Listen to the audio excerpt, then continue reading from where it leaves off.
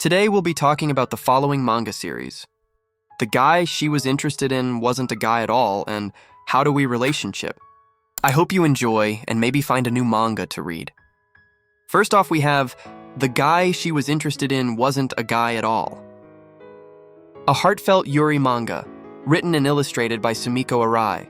Blending elements of romance, slice of life, and comedy with a touch of gender-bending intrigue, it explores the budding connection between two high school girls who discover shared passions and unexpected feelings against the backdrop of rock music and everyday adolescent awkwardness. The series originated as a series of short doujinshi comics posted on Arai's Twitter, now X account, starting April 10, 2022, quickly gaining viral popularity for its charming character dynamics and evocative monochrome artwork accented in lush greens. It was officially serialized on Pixiv Comic on April 29, 2023, and published in print by Kadokawa Shoten, with Yen Press handling the English localization.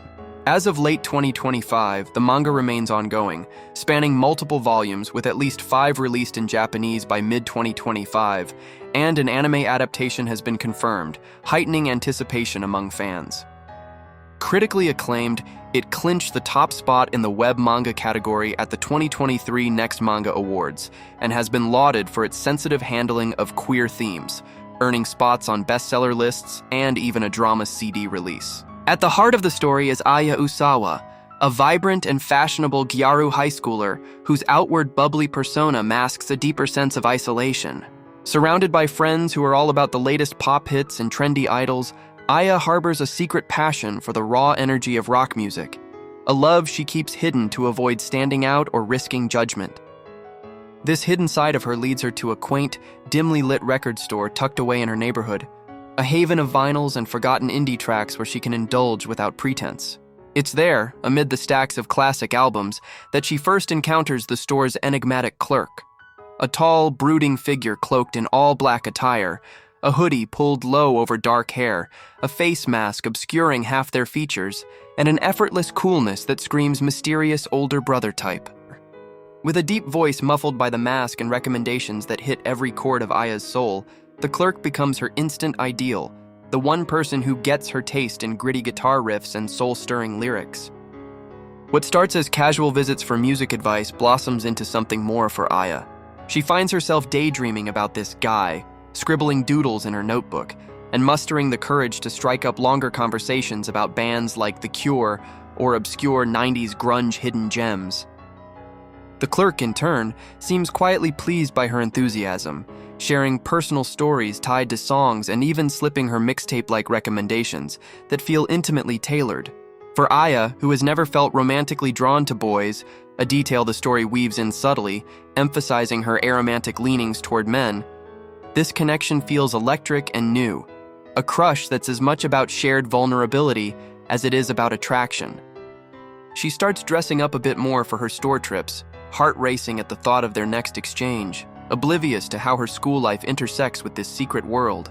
Unbeknownst to Aya, the clerk is no distant older sibling figure but her own classmate, Mitsuki Koga, a reserved, bookish girl who sits right next to her in class, blending into the background with oversized sweaters and a penchant for solitude. Mitsuki's part-time gig at the record store is her escape, a place where she sheds her shy, unassuming school self and adopts a bolder persona. The androgynous, cool guy look complete with the hoodie and mask, allowing her to interact with customers on her terms without the weight of expectations. She's always admired Aya from afar, the Gyaru's infectious energy and hidden depths, but never dreamed of bridging the gap. That is until Aya becomes a regular, and Mitsuki realizes with a mix of thrill and terror that her desk neighbor is head over heels for her alter ego. The irony isn't lost on Mitsuki. She overhears Aya's excited whispers to friends about this amazing guy at the shop, and watches her blush during class, all while grappling with her own growing affection. Revealing the truth could shatter the fragile bond they've built over music, but hiding it means navigating an increasingly tangled web of half-truths and stolen glances. As the story unfolds through a series of episodic vignettes, many rooted in the original Twitter shorts, the narrative delves into the slow burn dance of their evolving relationship.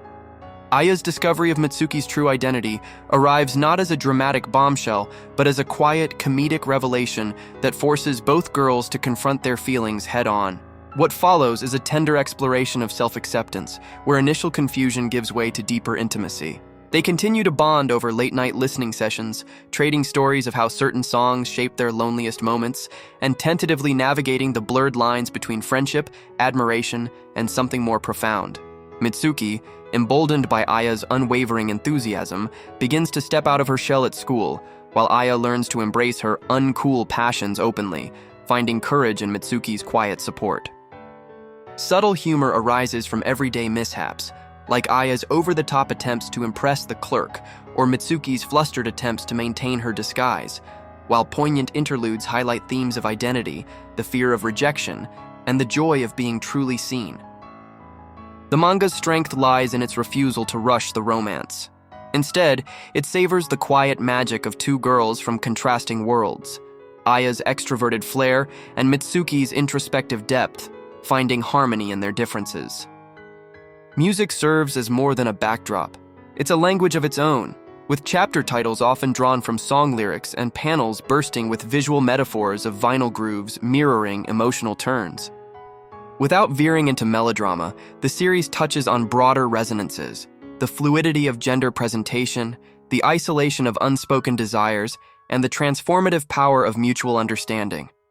By Volume 2 and beyond, their complex, earnest feelings deepen through shared vulnerabilities, small acts of kindness, and the thrill of late-night texts about new discoveries, all while hinting at future challenges like family expectations and peer perceptions. In essence, the guy she was interested in wasn't a guy at all is a luminous ode to unexpected love, capturing that exhilarating uncertainty of first crushes while celebrating the beauty of connections forged in authenticity. Sumiko Arai's artwork, with its fluid lines, expressive close-ups, and evocative use of shadow and green highlights, amplifies the emotional intimacy, making each page feel like a shared secret. For readers seeking a fresh take on Yuri that prioritizes emotional realism over tropes, this manga delivers a soundtrack worth replaying. Next we have How Do We Relationship? A groundbreaking Yuri manga written and illustrated by the acclaimed artist Tamiful, also known as Tamifuru. It first emerged as a self-published doujinshi at the 2018 Comitia event, captivating readers with its raw, introspective take on queer romance. This short work quickly evolved into a serialized manga, debuting on Shogakukan's digital platforms, Manga One and Yura Sunday, on August 17, 2018, under the female-oriented Yura Sunday Joshibu imprint.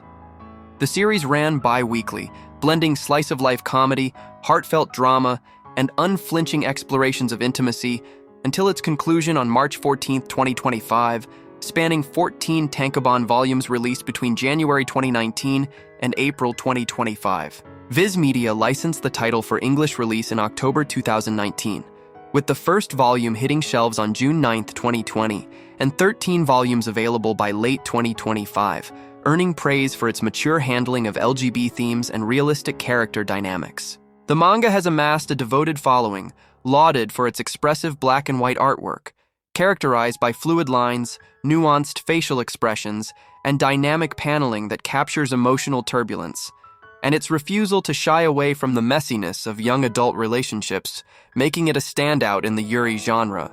While specific awards remain niche within Yuri circles, it has been frequently cited in best of lists for its innovative post-courtship focus and emotional depth, influencing discussions on authentic queer representation in manga. The narrative centers on Miwa Inuzuka, a reserved and introspective first-year college student whose life in rural Japan left her yearning for authentic connection, particularly as a woman who has long harbored attractions to other women, but struggled to act on them amid societal pressures and isolation. Miwa's shyness borders on anxiety. She's earnest to a fault, often overthinking interactions and suppressing her desires to maintain harmony, a trait rooted in her small-town upbringing where being openly queer felt impossible. Her move to the bustling anonymity of university life in the city offers a fresh start, but initial forays into dating, through awkward mixers and fleeting crushes, only highlight her inexperience and fear of rejection. Enter Saiko Uemura, Miwa's polar opposite, a boisterous, flirtatious extrovert with a gal aesthetic, dyed hair, bold fashion, and an unapologetic vibe that masks deeper insecurities about her own desirability in the lesbian dating pool. Saiko is the life of the party, quick with sarcasm and physical affection. But her bravado stems from past heartbreaks and a pragmatic resignation to casual hookups rather than genuine vulnerability. The two become fast friends in their shared classes, bonding over late-night study sessions and shared gripes about straight-dominated social scenes. But it's during a drunken night out at a boy-girl mixer, where both women awkwardly navigate unwanted advances from men, that the story ignites. In a haze of alcohol and frustration, they confess their attractions to women, lamenting the scarcity of options, and impulsively decide to date each other just to see what it's like. A pragmatic pact born of convenience rather than passion. What follows is a richly layered exploration of their evolving dynamic, eschewing the typical Yuri trope of instant soulmate chemistry for a grounded portrayal of trial-and-error romance.